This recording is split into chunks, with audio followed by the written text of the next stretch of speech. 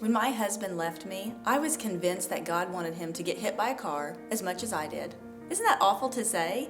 I was angry, I was hurt, disappointed, and I desperately wanted him to feel the same way. I wanted him to know what rejection felt like. I wanted him to feel hopeless and all alone. I wanted that man to question everything about himself. At the time, I was certain God understood and wanted the very same thing too. Have you ever felt like that? If you're a single mom because someone walked out on you, abused you, or hurt you, do you wish he could feel the same emptiness you felt? Don't you want God to vindicate you and make his life as miserable so that he gets what he deserves? I totally understand that feeling. When I was a single mother, I spent a lot of time studying God's Word and really leaning into him in a difficult season of life and praying for my children.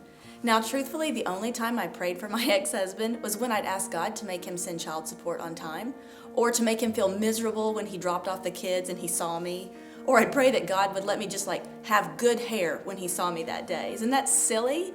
As years passed and I grew in my knowledge of God's love and his word, I began to realize an important truth that changed my life. It was one morning in my quiet time, I remember feeling the Father say to me, I want the same thing for him that I want for you. Now that truth came buzzing around me like a pesky fly. I was like, what? But I had to come to understand who I was as a child of God. I knew Jesus died to set me free from sin and the snares of the enemy. I had full understanding of God's desire to be in relationship with me and to transform my heart to the likeness of Christ. I knew my purpose in this life was to lead people to the heart of God so they could experience his love and mercy. But I'd never considered that God wanted those things for the man who hurt my heart. That perspective changed everything. The more I learned to love God, the more I hated my sin of bitterness and unforgiveness. I started to ask God to reveal himself to my ex-husband so he could experience God's love too. And not just for him, because that impacts my children. What could be better for my kids than having two parents that follow Christ? Over time, bitterness turns to compassion, and anger transforms into forgiveness for the wrong things that have been done to us in the past. Now, it's not that I felt any warm feelings toward him, like I wanted to have lunch or chat it up with him on the phone. Nothing like that. I just didn't feel the need to see him punished. I sincerely wanted him to experience God's love the same way I had. Moms, if you struggle with feeling like this, I challenge you to ask God to give you that perspective, to help you see the person that hurt you like that.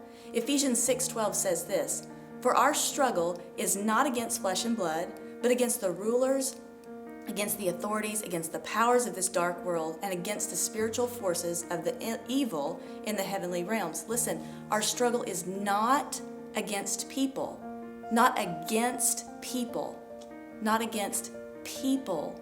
When we grasp that truth, when we begin to treat one another differently, our hearts will heal.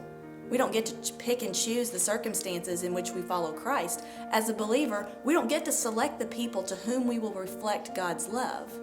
Single mom, this is hard. You may have been hurt by someone who said they would love you forever. But I want you to ask yourself, what does God want for the man who hurt me? And then listen closely, because the Father's answer may just surprise you.